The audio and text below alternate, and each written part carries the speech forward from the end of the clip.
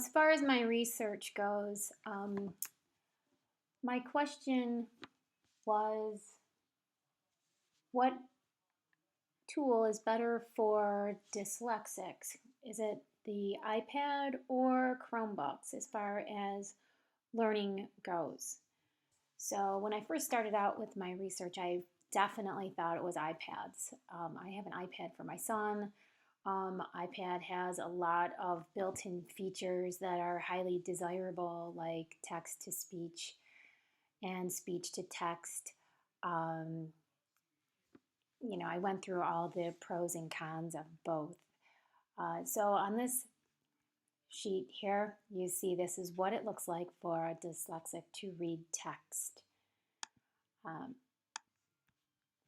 um, it is about abilities being out of balance.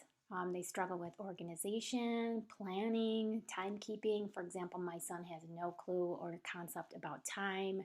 He has a very difficult time with tomorrow and yesterday. Um, he doesn't really understand the whole time concept. But he is very good at three-dimensional thinking and thinking out of the box and connecting ideas. It is estimated that 1 in 10 people have dyslexia. Actually, while I was doing my research, I was thinking I have dyslexia.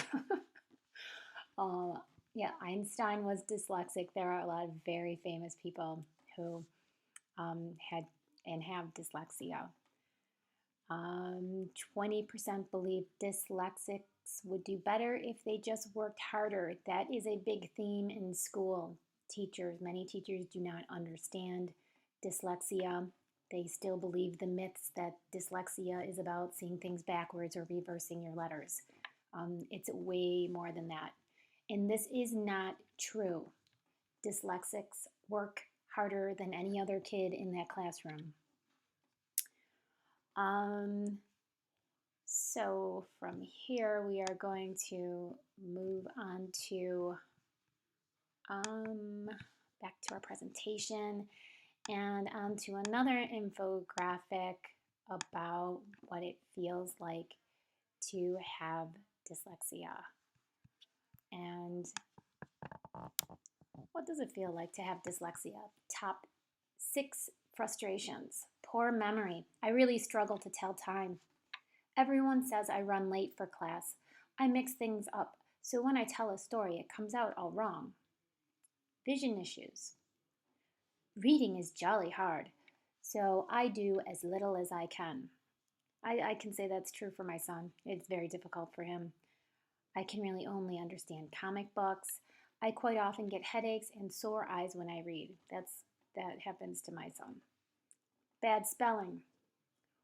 Words like pretty and people, laugh, trip me up all the time. They really spell the words how they sound, and they have a very difficult time applying rules for the English language to their written word. I don't know why, but I often put a B instead of a D, like dut instead of but. I hate filling in forms because I can't use spell checker. Short concentration. In addition to dyslexia, my son is also diagnosed with ADHD. So, is it really ADHD or is that just a component of his dyslexia? Although he is pretty hyper. Noisy classrooms make it so hard for me to think. I had a really hard time to do something for a long time. Low self-esteem, that's a big issue. I try to hide up my problems. I'll look stupid if I say something. I don't volunteer in class. I think they'll laugh at me. And untidy handwriting. I don't make too many notes because I can't read them afterwards. If I have to copy something down, it takes me twice as long as everyone else. Sometimes I think my messy handwriting helps to cover up my poor spelling. So it really does take its toll on a child's self-esteem.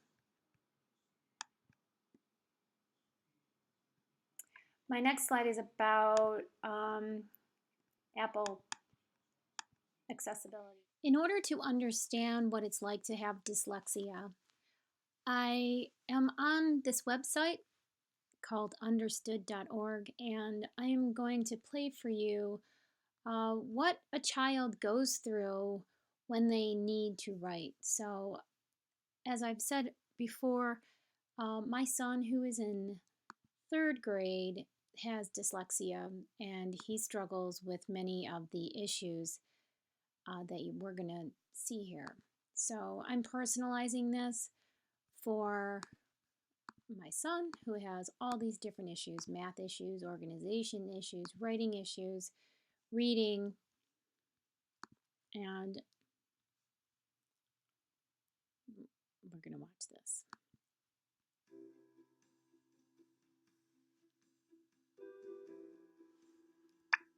I am Meryl. I am in 5th grade, and reading is really hard for me. At first, they would be like, yeah, we can teach you to read and everything. And they gave me these books, and I didn't understand them. And the homework started piling up horribly. And after one page, I would get so frustrated, I would cry, and my dad would try to calm me down. I'd throw the book in the trash can, and it was just so upsetting. I would be on this baby book, and then I would look over and someone's reading Percy Jackson, and I'm like, how do you do that? And then they would look at me and they give me the twirly eye, and they're like, you reading that? I don't want to be friends with you. You can't read. It's like everybody knew how to read, except me. And now everybody knew how to make friends, except me. Well, you're weird. This next activity will give you a sense of what kids with reading issues go through every day.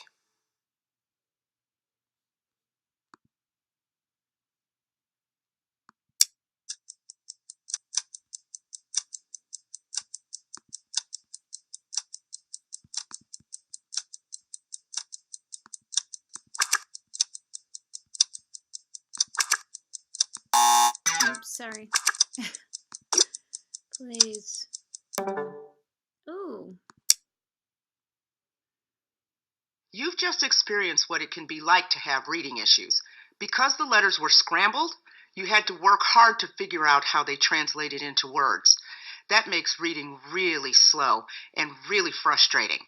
That's how it is for some kids with reading issues. Children who can't read fluently by 3rd or 4th grade can face years of struggle, and they know all the other kids are way ahead of them. They're supposed to be reading to learn about other subjects by now, but when they're working so hard to sound out the words, they can lose track of what it all means. Many kids with reading issues have brains that work differently, so we need to teach them differently too. We need to give our kids a chance to experience some success by finding books, even really simple books, that they can decode.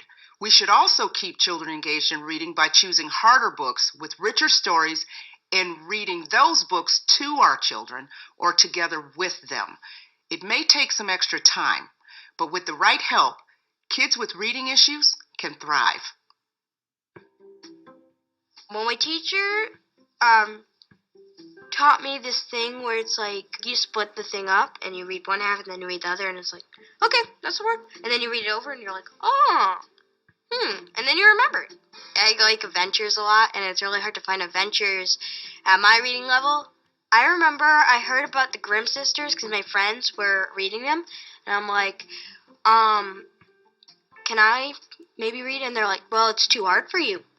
And I was like, not if I get on my Kindle and it can listen to it, but I can still read it.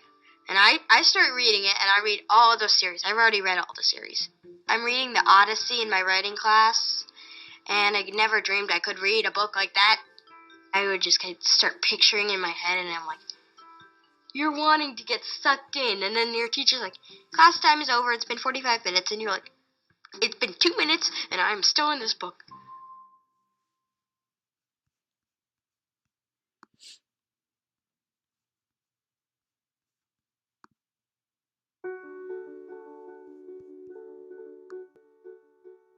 My name is Lucy. I'm in the 5th grade, and writing is a huge struggle. I would have the whole thing written out in my head. Martin Luther King was a great man who helped lots of people in many ways. But the act of writing that thing, that paragraph, excruciatingly hard. So, eager to get my ideas out there, I used to skip words. It wouldn't make sense. It'd be Martin Luther King, great man. When I was done, I couldn't even read it myself. Is that a J or an F? I'd hope the teachers wouldn't read mine, because I knew that everyone else had written a paragraph and I had written 3 sentences. I was trying my very hardest, yet I just couldn't do it. Writing can be challenging for all students, but for kids whose brains are wired differently, it can be especially difficult. This next activity will give you a taste of what it's like to struggle with writing. Oh, great. I'm probably going to be terrible at this. Oh.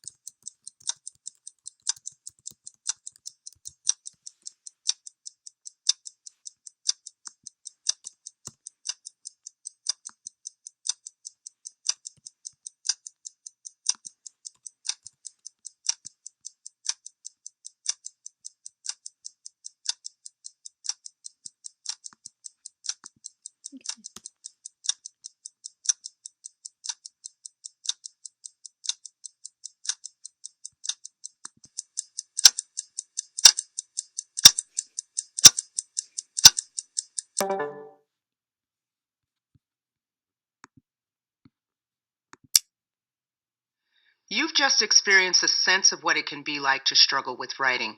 You can't focus on ideas because it's hard to get even one word down clearly. As students get older, writing becomes a bigger part of their lives at school, and for some students, that's the worst part of the day because they know their work doesn't measure up to their friends.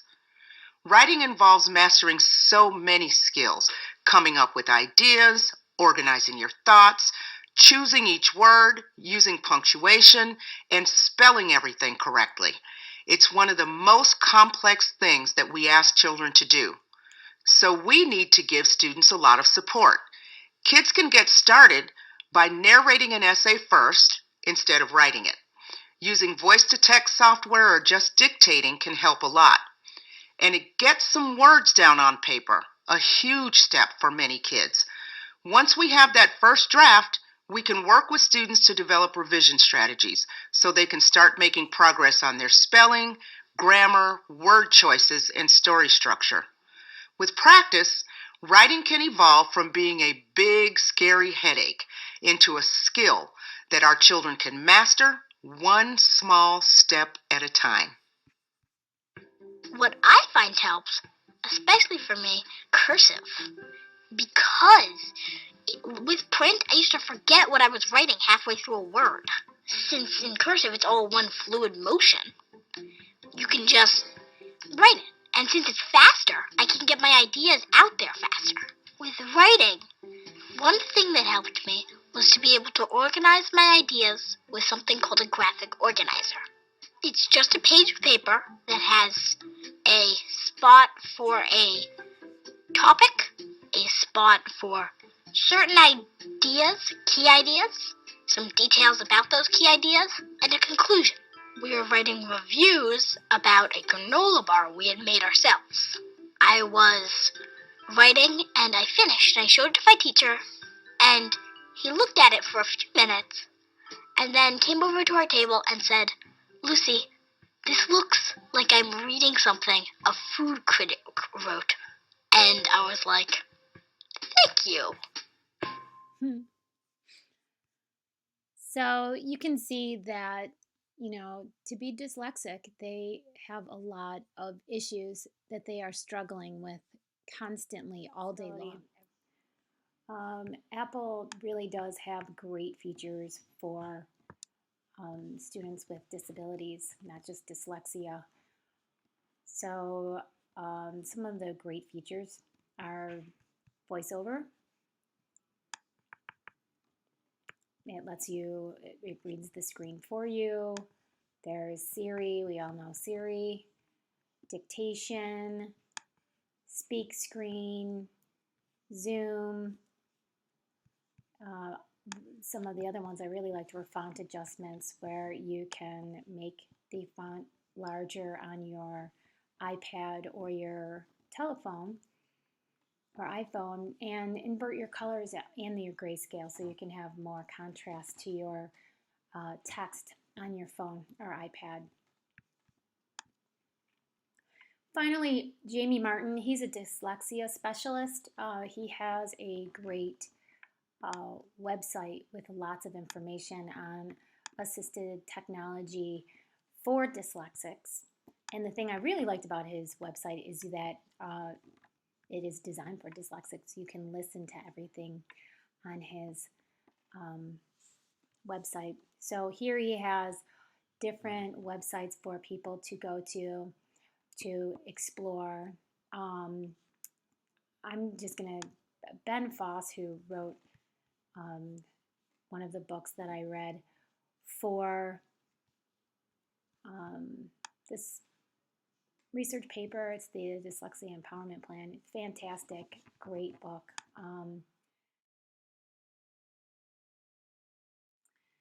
Through my research and reading the book by Ben Foss called the Dyslexia Empowerment Plan, it became very important and apparent to me that having a positive outlook about your dyslexia is extremely important. This next video shows very successful people who contribute their success to being dyslexic. Because I'm dyslexic, I can help great entrepreneurs build amazing businesses. I'm David Hornick, and I'm a dyslexic venture capitalist. Because I'm dyslexic, I'm really good at collaborating, and that led me to win an Academy Award as a filmmaker with a wonderful animator. And I'm also developing Dyslexiaville, which will be a web series for kids.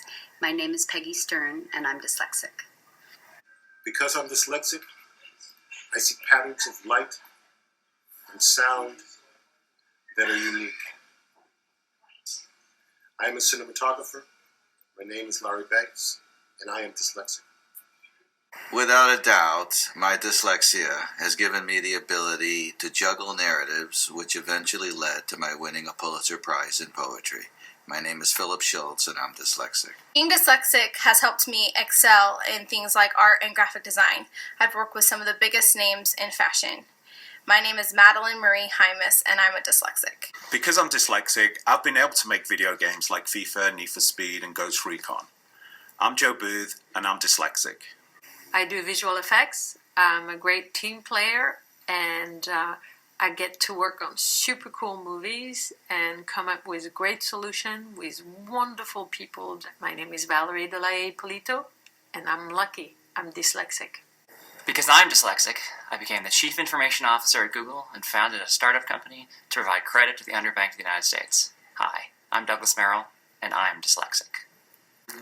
Because I'm dyslexic, I've been able to lead a NASA mission to study the edge of our solar system and the boundaries with the galaxy. I'm David McComas, and I'm dyslexic. Because I'm dyslexic, writing has been difficult for me. So when I go out and explore in nature, I use a journal to draw pictures of and document all the different sorts of things that I see. The process of sketching my observations trains me to notice details that most people miss when they are out there. I'm John Muir Laws, and I'm dyslexic. Because I'm dyslexic, I've made some interesting discoveries about dinosaurs, including finding the first dinosaur embryos. I'm Jack Horner, and I'm dyslexic.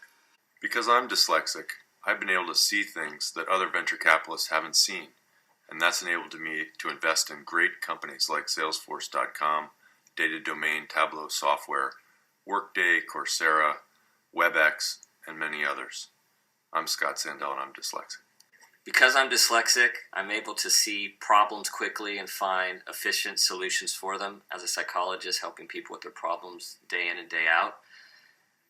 Dyslexia also helped me write a book about anxiety and helping kids conquer the worry monster in a very useful, simple, solution-focused way that helps kids not worry anymore.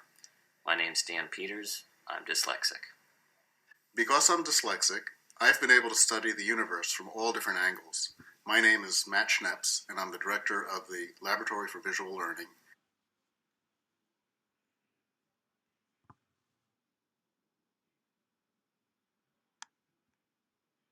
So as you can see, all of these people put a positive spin on their dyslexia.